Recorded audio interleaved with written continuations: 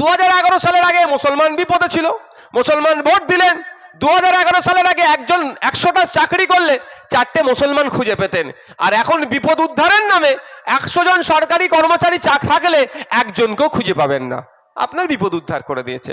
মানে আপনাদের চাই না যে সরকারি চাকরি করে কি করবে তোমরা, হ্যাঁ সব টাইম টু টাইম অফিস যেতে হবে, ফিরতে হবে, ওসব কষ্ট করে লাভ নেই। তোমরা ঘরে বসে থাকো, মাচাতে বসে বোম মারামারি প্র্যাকটিস করো। মুসলমানকে বাঁচাবার স্বপ্নকে দেখিয়েছিল 2011 সালের আগে। ওয়াকাফ সম্পত্তি ফিরিয়ে দেওয়া হবে, চাকরিতে মুসলমানরা বৃদ্ধি পাবে, মুসলিম মহিলারা এম্পাওয়ার হবে, স্বাবলম্বী হবে, মুসলিম ছেলেপুলে উচ্চশিক্ষায় শিক্ষিত হবে, অনেক গল্প শুনিয়েছিল। আজকে 14 বছর এই সরকারটা চলছে, আপনারা অনেক বুথের মানুষ আছেন। আস্তে আস্তে দেখছিলাম মাইক তো অনেক দূরে লাগিয়েছে, ঠিক কাজ করেছো। অনেকে ভয়ে আসতে পারে না, ঠিক কাজ, দারুণ কাজ করে, বুদ্ধিমানের কাজ করেছে। অ্যাডভোকেটকে আমি ধন্যবাদ জানাবো, একটা বুদ্ধিমানের কাজ করেছে। আর উকিল সাহেবদের তো বুদ্ধি একটু বেশি হয় আমাদের থেকে, তাই না? তো এইটা খুব ভালো কাজ করেছে। অনেকে ভয়ে আসলে চমকাবে ধমকাবে, ও বাজারে বসেই শুনছে যে ভাইজান দিচ্ছে, ওখানে হাসছে মনে মনে, ঠিক কাজ করছে। তো বাজারের মানুষ শুনছে। তো 2011 সালের আগে কি বলেছিল? মুসলমানরা বিপদে আছে, মুসলমানকে আমি বিপদ থেকে উদ্ধার করবো, আমাকে ভোট দাও। মুসলমানরা ভোট দিয়েছে, বিপদ থেকে উদ্ধার হয়েছেন? হলে বলবেন। আমি একটা উদাহরণ দিচ্ছি, আপনারা এত মার্কেটে মাইক আছে, আপনার এলাকায় নতুন বুথে একটা শিক্ষা প্রতিষ্ঠান তৈরি হয়েছে, কেউ বলতে পারবেন? উল্টে পশ্চিম বাংলায় 8,500 স্কুল বন্ধ হতে চলেছে। 8,500 স্কুল বন্ধ হলে ক্ষতি কার হবে? আসবার সময় মাছ বাজার দেখছিলাম, ওই মাছ বাজারে যারা মাছ বিক্রি করে তার ছেলের হবে, যে টোটো চালাই, অটো চালাই, সবজির দোকান, চায়ের দোকান, মায়েরা যারা গরিব মানুষ, যারা আর্থিকভাবে দুর্বল, মাসে 1000 টাকা 1200 টাকা লক্ষ্মীর ভান্ডার আমরা নিচ্ছি, গরিব বলেই তো নিচ্ছি, নাকি বড় লোক হলে নিতাম কি? তাদের ছেলেদের ভবিষ্যৎ ধ্বংস হবে, কারণ এরাই ছেলেপুলেরাই তো প্রাইমারি স্কুলে যায়। আপার প্রাইমারি থেকে বড় লোকের ছেলেরা পড়ে, সব প্রাইভেট স্কুলে পড়াচ্ছে। তাহলে এই 8,000 8,500 স্কুল বন্ধ হলে ক্ষতি কার হবে? গরিব মানুষের হবে। আর 8,500 স্কুল যেগুলো বন্ধ হচ্ছে, সেখানে দেখুন ম্যাক্সিমাম মাইনরিটি এলাকা, দলিত এলাকা, আদিবাসী এলাকায় নমশূদ্র ভাইরা যেখানে বেশি থাকে, যেখানে আদিবাসী ভাইরা বেশি থাকে, যেখানে মুসলমান ভাইরা বেশি থাকে। ক্ষতি কার করছে? গরিব মানুষের করছে। যে আপনাকে 2011 সালের আগে বিপদ থেকে উদ্ধারের গল্প শুনিয়েছে, তার ভাইপো আমেরিকায় চোখের ট্রিটমেন্ট করতে যাচ্ছে। শোনা কথা, সোশ্যাল মিডিয়াতে দেখলাম, যেখানে উনি ট্রিটমেন্ট করতে যায়, শুনেছি নাকি 1 কোটি টাকা শুধু ফিজ নেয়। আমরা ভোট দিলাম আমি বিপদ থেকে উদ্ধার হওয়ার জন্য, আমার চোখের অপারেশন করার জন্য মেটিয়াপুরিতে আমি গেলাম, এমন ভুল ট্রিটমেন্ট হলো, আমার চোখ নষ্ট হয়ে গেল। আর আমি যাকে নিয়ে আসলাম, যে আমাকে বললো তোকে আমি বিপদ থেকে উদ্ধার করব, তার দ্বারাই আমার চোখ নষ্ট হয়ে গেল। আর তার ভাইপোর চোখের প্রবলেম হয়েছে, আমেরিকাতে গিয়েছে, শুধু ফিস হচ্ছে 1 কোটি টাকা ঔষধ ছাড়া। তারপরে লাভ কার হলো? ভাইপোর হলো। লাভ কার হলো? ওনার ছেলের হলো। আমার ভাইপো আমার ছেলের আমরা লাভ করতে পারলাম না। তাই সময় এসেছে 2026 ইলেকশন, আমরা আমাদের ছেলের কথা ভাববো, আমরা আমাদের ভাইপোর কথা ভাববো, আমাদের বাচ্চাগুলো স্কুলে গেলে যাতে টিচার পাই তার কথা ভাববো, আমরা হসপিটালে গেলে ফ্রি ট্রিটমেন্ট ঔষধ যাতে পাই তার কথা ভাববো, আমরা শ্রমের যাতে সঠিক মূল্যায়ন হয় তার কথা ভাববো। শুধু 1000 টাকার লক্ষ্মীর ভান্ডার দিয়ে আমার মায়েদেরকে বোঝানো যাবে না। মায়েদের বলছি, 1000 টাকা লক্ষ্মীর ভান্ডার দিচ্ছে, আর আপনার ছেলের ভবিষ্যৎ ওই হাতেই মমতা ব্যানার্জি সরকার দাফন করে দিচ্ছে, দাহ করে দিচ্ছে। আপনারা যারা আছেন, বাজারের মাইক লাগিয়েছে, অনেক আওয়াজ যাচ্ছে, সকলকে বলছি আজকে বাড়ি যাবেন, যারা আপনার বাচ্চাগুলো যারা প্রাইমারি স্কুলে যাচ্ছে তাদেরকে ডেকে বসাবেন। ক্লাস 4 ছেলেকে অঙ্কের বইটা খুলে দেন। 4-5 মাস তো ক্লাস হয়ে গেছে নাকি? অনুশীলন 1, যেটা প্রথম অনুশীলনের অঙ্কের বইটা খুলে দিয়ে অঙ্কটা করতে বলুন। আমি চ্যালেঞ্জ করে যাচ্ছি এই হাড়োয়ার, যার নাম কি, এই মল্লিকপুরের মাঠ থেকে চ্যালেঞ্জ করে যাচ্ছি, 100টা ছেলেকে ট্রাই করবেন, 90টা ছেলে দেখবেন ওই ক্লাস 4 তার ক্লাসের অঙ্কের অনুশীলন একটাই করতে পারবে না ঠিক করে।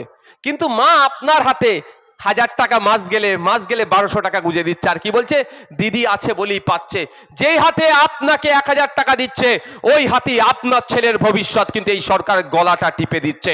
আজকে বাড়ি যাবেন, ক্লাস 5-6 এর বাচ্চাকে ডাকবেন, পেন খাতাটা দিয়ে বলবেন তোর নাম, তোর বাপের নাম, তোর ঠিকানা, কোন ক্লাসে পড়িস, কোন স্কুলে পড়িস, এটা ইংলিশে লিখে দে। এটা তো বড় কিছু ব্যাপার নয়, এটা স্বাভাবিক ব্যাপার। যদি 100টার মধ্যে 90টা না ফেল করে, আমি বক্তব্য দিয়াই ছেড়ে দেবো, আমি রাজনীতি ছেড়ে দেবো। আমি এত বড় চ্যালেঞ্জ করছি। তাহলে কার ক্ষতি করছে?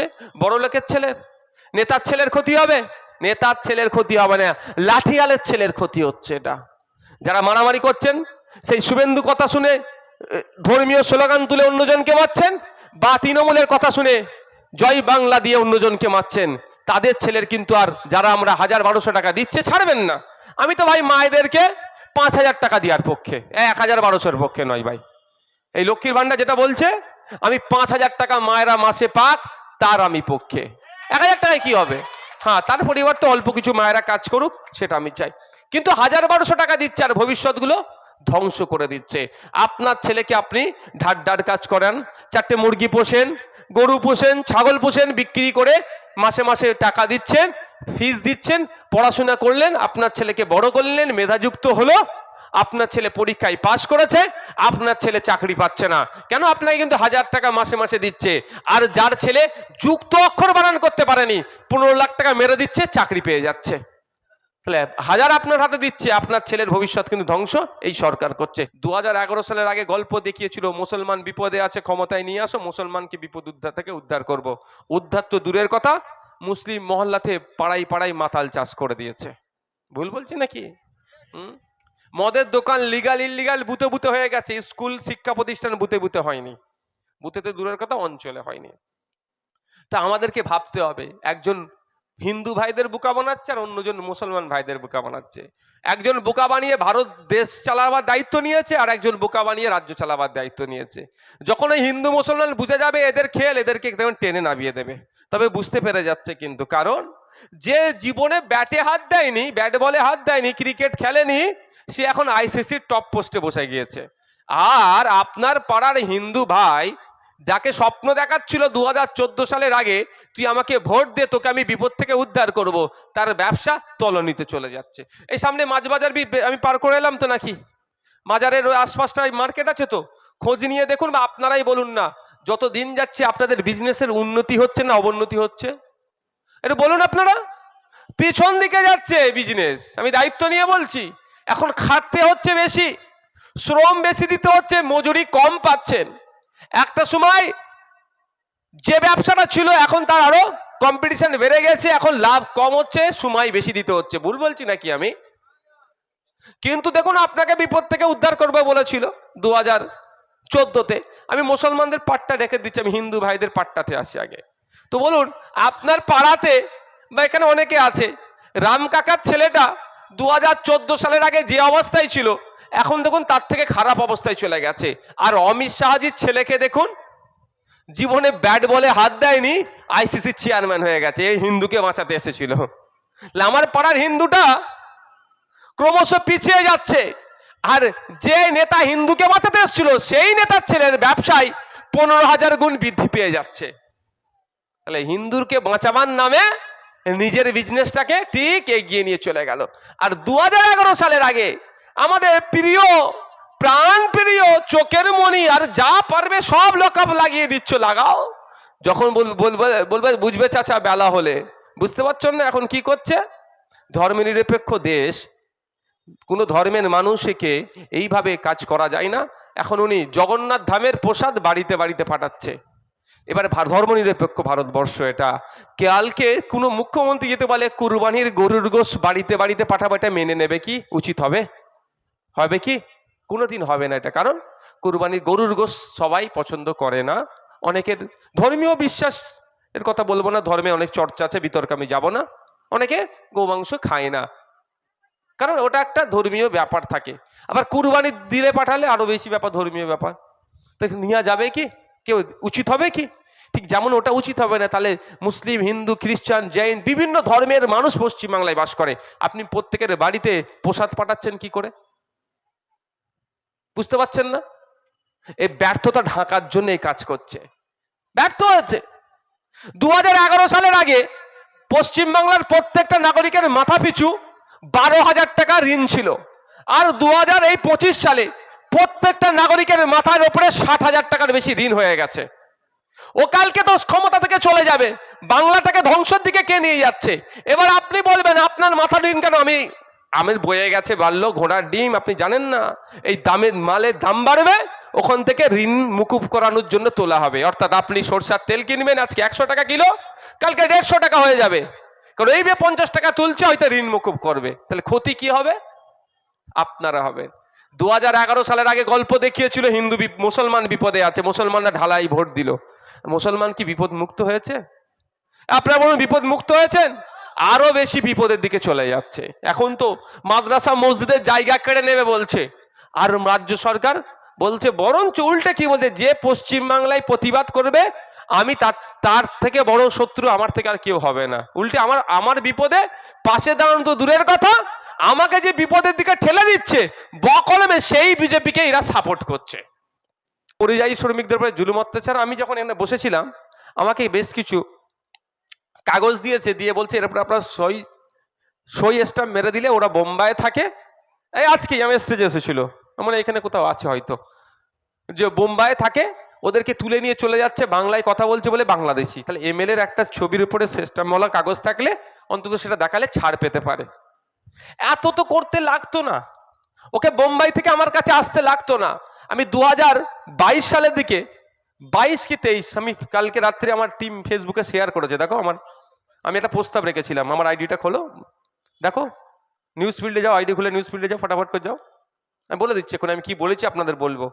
মানে অনেক আগেই আমি বলেছিলাম এই অপদার্থ সরকারগুলো শুধু টাকা তুলতে ব্যস্ত, ওই বালু পার্থর মতো এরা টাকা তুলতে ব্যস্ত আর হই হই করতে হারাম খেতে ব্যস্ত।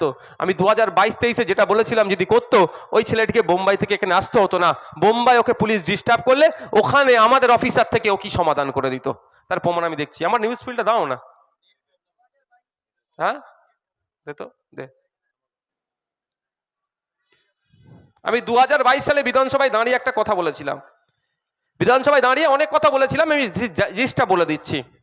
21/6/2022 সালে আমি বিধানসভায় বলেছিলাম যে আমাদের যারা পরিযায়ী শ্রমিক বিভিন্ন রাজ্যে আছে, প্রত্যেকটা রাজ্যে একটা করে অফিসার দিয়ে রাখুক।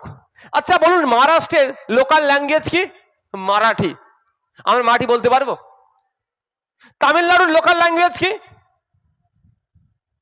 তামিল। তেলেগু, বিভিন্ন রাজ্যে লোকাল লোকাল ল্যাঙ্গুয়েজ আছে। হিন্দিটা আমরা কুতিয়ে কাতিয়ে হয়তো বলে নিতে পারবো। সাউথ ইন্ডিয়া বিশেষ করে যদি সাউথ ইন্ডিয়ার একটা থানা তুলে নিয়ে চলে যায় তামিলনাড়ুর কাউকে, তেলেগু, আমার তামিলনাড়ুতে কাজ করছে আমার কোনো ভাই, এই তুই বাংলাদেশি, নিয়ে চলে গেল, ওদের ভাষায় বললো। বা ও যদি বলে স্যার আই এম ইন্ডিয়ান, ইংলিশে বললো, তাহলে yes I have lot of evidence, this is my ID card, voter ID card, this is my pan card, this is my voter card, passport দেখাবে। ও তো কথাটা বুঝতে পারলে তো দেখাবে, হয় ইংলিশে কথা বলতে হবে নাহলে লোকাল ল্যাঙ্গুয়েজে। ভাই আমার পেটে যদি অত বিদ্যা থাকতো আমি আর ওখানে গিয়ে কাজ করতাম, সোনা ঘষতাম না, 36 তলার উপরে উঠে কোমরে দড়ি বেঁধে ঝুলে রং করতাম। ভাই ভুল বলছি নাকি? আমার ওই ক্ষমতা নেই। তাহলে আমি যদি বলি না গো স্যার আমি বাঙালি, আমার পশ্চিমবাংলায় বাড়ি, ও বলবে কি বলছে দেখ তো ভালো করে, আমি ধরে নিয়ে এসেছি বলে কি আমাকে উল্টো পাল্টা ভাষায় কথা বলছে? হতে পারে তো নাকি? তা আমি বলেছিলাম 2021 সালে যে কিছু প্রস্তাব রেখেছিলাম, প্রস্তাবগুলো আপনাদের বলছি। আমাদের রাজ্য থেকে যে সমস্ত রাজ্যে শ্রমিকরা যাচ্ছে তাদের একটা তথ্য জোগাড় করা, এটা কিন্তু করেছে অনেক পরে, 1 বছর 1.5 বছর পরে। সাথে সাথে এটা বলেছিলাম আমাদের রাজ্যে যে সমস্ত রাজ্যের কাজে যাচ্ছে তাদের দেখভালের জন্য একটা পৃথক বোর্ড গঠন করা, এটাও করেছে। যেটা করেছে সেটা বলবো। তাহলে একা নওশাদ সিদ্দিকী কি করতে পারে না করতে পারে এটাও কিন্তু প্রমাণ তার। হ্যাঁ, বলে একজন কি করবে, দুটো কাজ করেছে। 3 নম্বর যেটা বলেছিলাম, এই শ্রমিক যারা আছে ভিন্ন রাজ্যে গিয়ে কাজ করছে, এদের আলাদা করে একটা আইডেন্টি কার্ড আমাদের রাজ্যের পক্ষ থেকে দেওয়া হোক শ্রমিকদের জন্য। তাকে পুলিশ প্রশাসন সেই রাজ্যের যদি কেউ ধরে সাথে সাথে দেখিয়ে দেওয়া, এটা পশ্চিমবাংলা সরকারের ইস্যু করা আইডি কার্ড, এই আইডি কার্ড দিয়ে আমি পশ্চিমবাংলা থেকে এসেছি, আমি একজন মাইগ্রেন্ট লেবার। তারপরে আমি প্রস্তাব রেখেছিলাম যে সমস্ত রাজ্যে আমাদের রাজ্য থেকে শ্রমিকরা গিয়ে কাজ করছে একটা করে সরকারি অফিসার রাখা হোক। কোনো সময় আমি বিপদে আপদে পড়লে, আমার কেউ মারা গেল বা আমাকে কেউ পুলিশে ডিস্টার্ব করলো, আমি কারোর দ্বারা প্রতারিত হলে আমি আমার নোডাল অফিসারকে ফোন করব, নোডাল অফিসার কনসার্ন দপ্তরের সাথে কথা বলে আমার সমাধান করবে। এটা কিন্তু করেনি। আজকে বলুন, আপনারা দেখছেন যারা এই ভিন্ন রাজ্যে কাজে যাচ্ছে, বাংলাদেশি বলে তুলে দিয়ে চলে যাচ্ছে না? এ হচ্ছে তো নাকি? আজকে আমাকে কাগজে সই করাতে এসছে কেন? না এটা ফোন কর। আমাকে কাগজে সই করাতে এসছে কেন? কেন? এই দুজনকে ধরতে বাংলাদেশে পাঠিয়ে দিয়েছিল, 2-4 জনকে ধরে বাংলাদেশে পাঠিয়ে দিয়েছিল, মানে বর্ডারের উপরে ফেলে দিয়েছিল বাংলায় কথা বলার জন্য।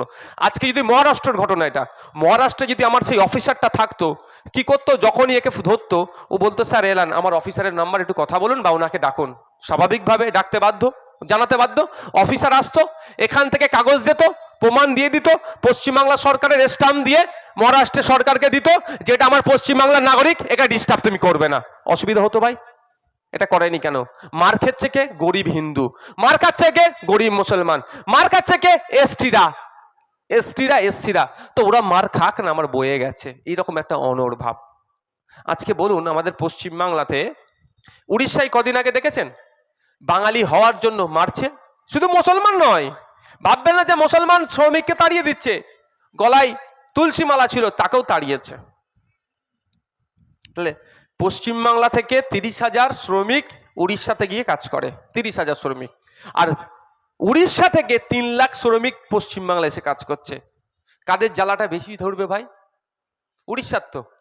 আমার পশ্চিমবাংলা সরকার যদি উড়িষ্যা সরকারকে ফোন করে বলতো যে আমার বাঙালি শ্রমিকের উপরে যদি হাত ওঠে, আমি কিন্তু 30,000কে ফেরত নিয়ে চলে আসবো, তোমার 3 লাখকে কিন্তু আমি ফেরত পাঠিয়ে দেবো, তাহলে আর একটাও আক্রান্ত হতো? বুঝতে পারলেন না কথাটা?